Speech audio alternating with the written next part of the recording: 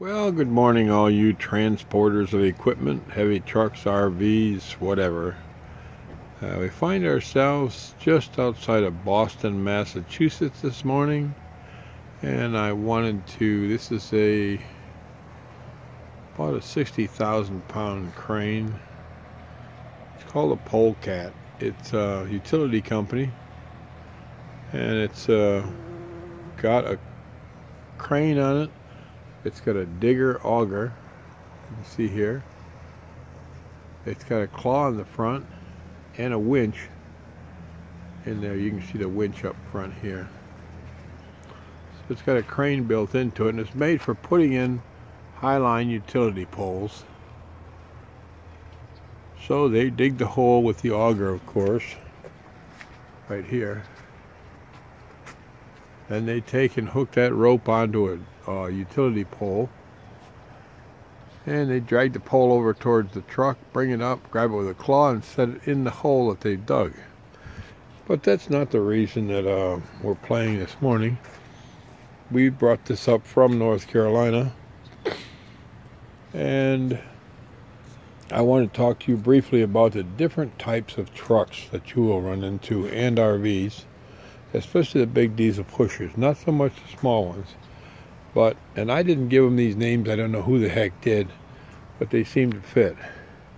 This truck here is what they call a bouncing Betty. Now this truck runs down the road just fine. She'll run 65 miles an hour down the road, but the problem comes when it is so heavily sprung. Now we'll come around here to the front end. You got drive axle in the back, but this is the front end. Look at the axles up underneath here and the springs. We're talking some heavy duty. Come in a little closer. We're talking some heavy duty springs and suspension. So this makes it, because of the weight of the truck, this makes this baby very heavy sprung. Now this is almost what you would call a fragile load. I would consider this a fragile load only because the center of gravity is very high because of all the equipment you have, but there's no place to haul anything. All of your weight is already put on this truck that it'll handle. So going down the road is fine till you hit a bump. Now, when you are out here on the road, you will find, at least on the East Coast, that Arkansas, Louisiana, and Massachusetts, the road crews do not have a clue how the heck to build a bridge and blend it so that you can go over it without killing yourself. And what I mean by this is, you will go over that bridge, and this truck is so heavy sprung, it'll jump, and the air seat that you're sitting on will take and slam you right straight through the ceiling of the truck. So that little ball cap that you're wearing, that little button on the top of the ball cap will drive right through the ceiling and down through your skull. You cannot wear a ball cap. Here's the reason why. This seat is an air seat. You see the controls right there. And up and down is here. This is up and down. This is a lumbar support for your back. And you can see it right there. See it going out? I'm letting it off there. I hope you can see it. This is up and down. Now you're letting the air out of that bag right there. Okay. So for the weight and the height of the driver, you'd lift the seat all the way down, or you'd raise the seat up. And that bag right here, which is rock hard, that'll let you up and down. That's not the problem. The problem comes if you look down in here at this is the top of a shock absorber. It runs down in the seat. Hope you can see this. It runs all the way down to the bottom right there. And this shock absorber, even after a few thousand miles, 20, 30,000 miles, it becomes very weak from going up and down with the fat person that's on this seat. If you are overweight, it compounds the problem. see if I can get you to show that action. See the shock absorber removing? When that shock absorber is in poor condition, it lets that seat go up in the air and down very quickly. You'll hit a bump, this truck will bottom out, the seat will bottom out, you'll go over the bump, the seat will come up to the top and throw you straight through the ceiling. This is called a bouncing Betty, and down the road you'll go, bouncing away. Now, your only defense, there's only 3 ways to do this. Either put that seat all the way up so that it will not go up any further, but understand you haven't got much room between you and the steering wheel anymore, and that'll stop it from slamming you through the ceiling, or let all the air out of that bag completely. You can hear it has no air left in it, and that will not bounce up and down hardly at all.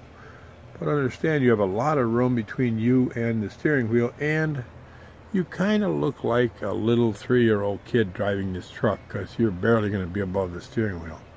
But that's your only defense.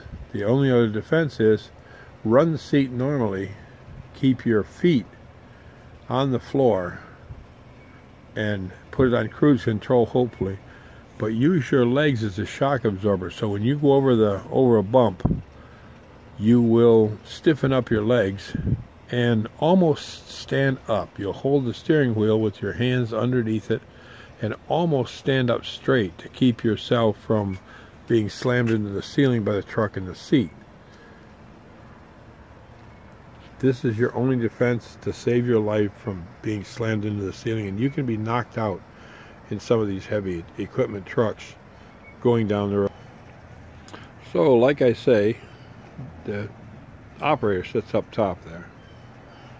This is a bouncing Betty. Nice heavy truck, fragile load because there's nowhere on that deck to haul any cargo or weight. There's the man bucket right up there that you can put on the end, very dangerous. So if you put a man up on top, it's not a smooth ride. But this thing going down the road, travels nice, but it bounces you right through the ceiling if you're not careful. Now, this is what they call a Jumping Jimmy. Jumping Jimmy is a heavy truck. This is a bucket truck, but it's a double scissor. And you can see she's pretty well sprung. This is made to go up about 120 feet. So that scissor, double scissors up, it's a fragile load in the fact that all of that boom is up above the center of gravity, way up above. Look at the size of that puppy. Alright, now this is the smaller end of the scale because I've had them with as many as 6 axles back here.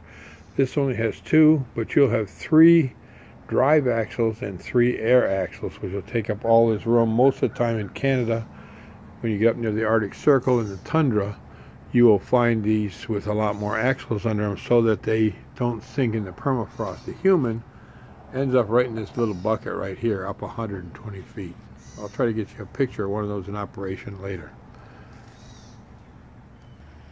And like I tell you, this truck is up there in weight. It's about maximum weight for the frame and the drive gears that are under it. It won't haul any cargo. It's already just going over the scales, but like the other truck, you can see the suspension under the front of this thing is a beast. Now it's so high, the headlights aren't up here, they're down here to try to keep them low enough so that they pass regulation in some states. But you can take a look at the suspension under this puppy, and it's all-wheel drive. So this is 10-wheel drive truck. There's your rear, looks like a rear axle, but that's actually the front end. And the problem is the springs are so heavy, and the truck is so heavy, it's made to haul that type of spring and the load and working. This is called a Jumping Jimmy. It'll go down the road 65 miles an hour, but when it hits bumps like bridges, aprons on the bridges and stuff, it's sprung so heavy that it jumps up in the air and will just about pull this front axle right off the ground. because of the weight and the problem with the bridges that some fool doesn't know how to make his bridges. The apron on them. The parts of a bridge, the part that matches the road to the bridge is called the apron. Each one of the pieces between the beams on the bridge are called the spans. Now the apron's usually the worst problem. If the bridge is poorly designed, the spans will make you jump up and down and start hopping. And this truck can hop sometimes from left to right a couple of feet. Isn't really a problem until you start doing 65 miles an hour and you jump over a couple of feet.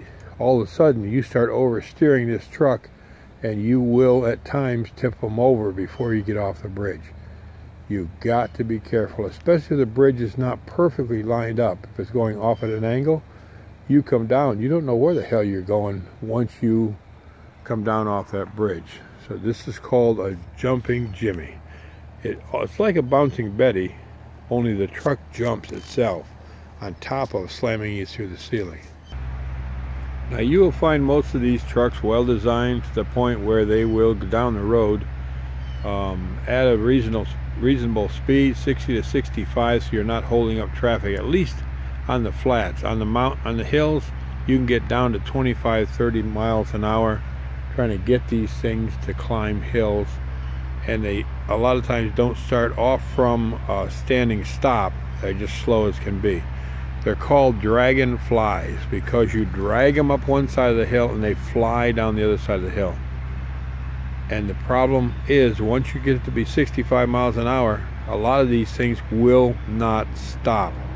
You have to plan a lot of safety room in front of you because these damn things are just so heavy, and they get less and less traction the faster you go. There's just about no way of stopping them in a hurry. There is no way to stop them in a hurry, so plan ahead. Oh, real quickly, on the Bouncing Betty, that's where the driver sits up there to operate this polecat. And you'll also find the same situation on large pusher diesel buses and transport vehicles that are hauling humans, and you can get them overloaded with people just enough that they'll be floating down the highway, bouncing you all over the place. Like I say, your only defense is use your legs as the shock absorber. And even on a new one, when the shock absorber is new, these bad bridges in Massachusetts, they'll still send you through the ceiling. Hope this helps a little bit.